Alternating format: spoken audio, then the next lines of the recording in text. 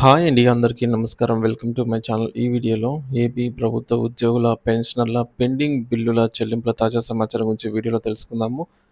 Video అయితే ఎక్కడ గాని స్కిప్ చేయకుండా ఎండ్ వరకు చూసేయండి. అప్పుడే ఇన్ఫర్మేషన్ పూర్తిగా అర్థమవుతుంది. అలాగే వీడియో చూస్తున్న ప్రతి ఒక్కరు వీడియోకైతే లైక్ చేయండి ఫ్రెండ్స్. ఈ వీడియోని తోటి ఉద్యోగ, పెన్షన్ మిత్రులతో అయితే షేర్ చేయండి. కొత్తగా మన ఛానల్‌ని చూస్తున్నవారు ఇంకా ఎవరైనా సబ్స్క్రైబ్ చేసుకోకుంటే వెంటనే మన ఛానల్‌ని సబ్స్క్రైబ్ చేసుకోండి. దీని ద్వారా నేను చేసే లేటెస్ట్ వీడియోస్ అన్నీ మీ వరకు రీచ్ అవుతాయి. ఇక ఆలస్యం చేయకుండా వివరాల్లోకైతే వెళ్ళిపోదాము. ఫ్రెండ్స్ ఇక విషయానికొచ్చినట్లయితే ఉద్యోగ సంఘాల డిమాండ్లు, ప్రభుత్వ ప్రతిస్పందన. ప్రభుత్వ ఉద్యోగులు తమ సమస్యల పరిష్కారం కోసం ఎదురు చూస్తూ ఉన్నారు. ప్రభుత్వం నుండి ఎలాంటి స్పందన వస్తుంది? ఈ అంశాలపై ప్రభుత్వం ఏం చెబుతుందో ఏం వెలు అనే యొక్క ప్రశ్నలకు సమాధానంగా ఉద్యోగ సంఘాలైతే ప్రభుత్వ అధికారులను బాధ్యత గల ప్రభుత్వ యంత్రాంగాన్ని పలుమార్లు కలుస్తూ ఉన్నాయని చెబుతున్నారు. గతంలో అన్ని ఉద్యోగ సంఘాలు, ఉపాధ్యాయ సంఘాలు కలిసి ప్రభుత్వాన్ని కలిసినప్పుడు ప్రభుత్వం తరఫున ఆర్థిక వ్యవస్థ కష్టాల్లో ఉందని, 12,00,000 కోట్ల అప్పులో ఉందని, ఉద్యోగులకు సంబంధించి సుమారు 30,000 కోట్ల రూపాయల బకాయిలు ఉన్నాయని వివరించారు. ప్రభుత్వం అధికారంలోకి వచ్చిన వెంటనే 5 లేదా 6 సంవత్సరాల బకాయిలను సాయంత్రంలోగా తీర్చేస్తామని అడగడం సబబు కాదని, ప్రభుత్వానికి కూడా అనేక మౌలిక సమస్యలున్నాయని ఉద్యోగ సంఘాలైతే అంగీకరించాయి. అందుకే ఒక సంవత్సరం పాటు ఎవరూ ఈ విషయాలపై మాట్లాడనే లేదు, గొంతెత్తలేదు. ఆ సంవత్సరంలో ప్రభుత్వం 1వ తారీఖున జీతాలు పెండింగ్‌లో ఉన్న కొన్ని కేసుల పరిష్కారం, అలాగే 7,500 కోట్ల బకాయిలను చెల్లించింది. అయితే పీఆర్సీ, డీఏ, సరెండర్ లీవ్‌లు, టీఏలు, కాంట్రాక్టు ఉద్యోగుల క్రమబద్ధీకరణ వంటి కీలకమైన అంశాలు ఇంకా పెండింగ్‌లోనే ఉన్నాయి.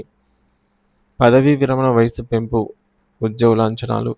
60 నుండి 62 సంవత్సరాలకు పదవీ విరమణ వయస్సును పెంపును ఏ ఒక్క ఉద్యోగ సంఘం లేదా ఉపాధ్యాయ సంఘం అడగలేదని, ప్రభుత్వం తనంతట తానుగా ఇచ్చిందని ఉద్యోగ సంఘాలు చెబుతున్నాయి. అయితే ప్రభుత్వ రంగ సంస్థల్లో పనిచేస్తున్న దాదాపు 8,000 మంది గురుకుల పాఠశాల ఉపాధ్యాయులకు 62 సంవత్సరాల వయస్సును వర్తింపజేయలేదని వారు ప్రశ్నిస్తున్నారు. సర్వీస్‌లో ఉన్న 8.5 లక్షల మంది ఉద్యోగులకు 62 సంవత్సరాలు వర్తింపజేసి, గతంలో 58 నుండి 60 సంవత్సరాలకు పెంచినప్పుడు, ఎన్టీఆర్ గారి హయాంలో 55 సంవత్సరాలకు పెంచినప్పుడు, అప్పటి వరకు ఉన్నటువంటి ఉద్యోగులకు వర్తింపజేసినట్లు ఇప్పుడు 60-62 సంవత్సరాలకు పెంచినప్పుడు, గురుకుల ఉపాధ్యాయులకు కూడా అదే పొడిగింపును వర్తింపజేయాల్సిన బాధ్యత అయితే ప్రభుత్వానికి ఉందని వారు నొక్కి చెబుతున్నారు. ప్రభుత్వంపై నమ్మకం, భవిష్యత్ కార్యాచరణ.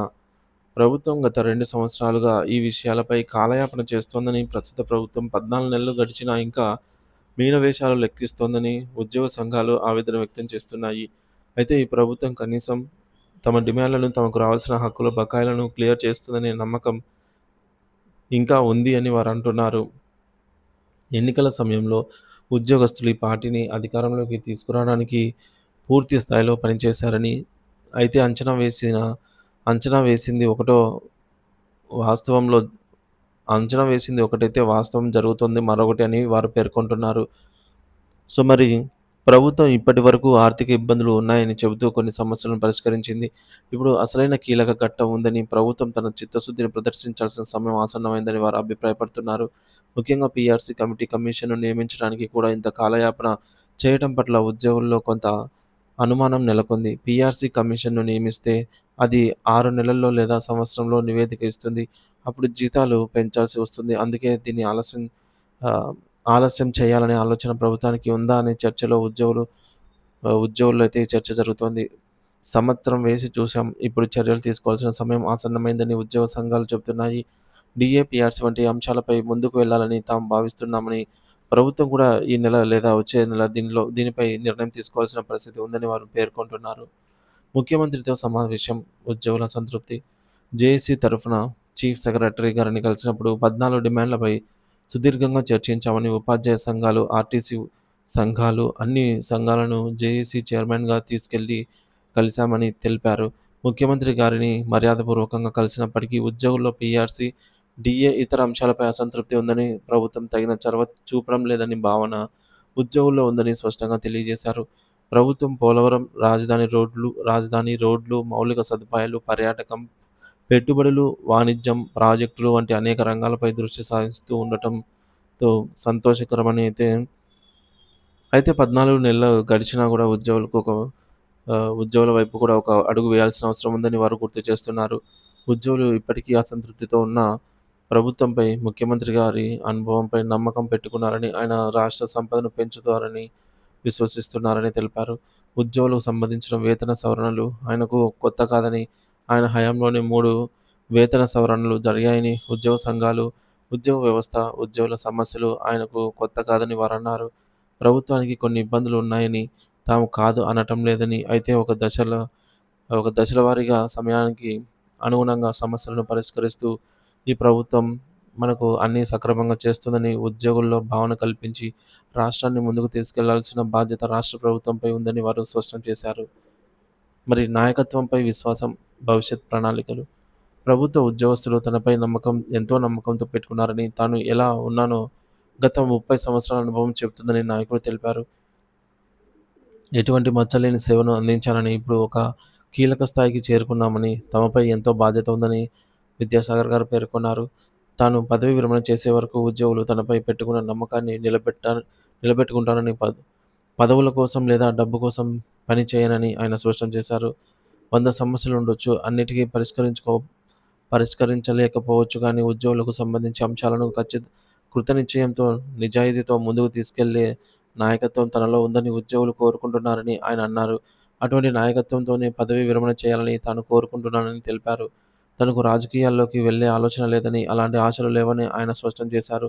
ఒక పదవిని ఆశించే వ్యక్తి ఆహ్, వె ఎప్పుడూ వెళ్లి ప్రభుత్వ పెద్దలను కలుస్తూ ఉండాలని, కానీ తనకు అలాంటి పరిస్థితి లేదని అన్నారు. అలాగే డబ్బు విషయంలో కూడా తనకు అలాంటి ఆశ లేదని, ఈ సీట్‌లో కూర్చున్న వ్యక్తి 4 సంవత్సరాల తర్వాత మరో పదవి కావాలని అనుకుంటే అది ఉద్యోగులందరికీ తీవ్రమైన అన్యాయం జరుగుతుందని ఆయన బలంగా చెప్పారు. సో, ఉద్యోగుల డిమాండ్‌లకు అనుగుణంగా పనిచేస్తే తన ఇమేజ్‌తో ముందుకు వెళ్తానని, పదవీ విరమణ చేసేటప్పుడు కూడా శభాష్ అనిపించుకునే విధంగా వెళ్తానని ఆయన అన్నారు. ప్రభుత్వంతో సత్సంబంధాలు కలిగి సో, ఈ విధంగా ఉద్యోగులకు సంబంధించినటువంటి సమస్యలైతే దండిగా ఉన్నాయి ఫ్రెండ్స్. ఏపీ ఎన్‌జీఓ అసోసియేషన్ సంబంధించి ఆస్తుల వివరాలైతే ఈ విధంగా ఉన్నాయి. సో, ఈ యొక్క అంశాలన్నిటికి సంబంధించి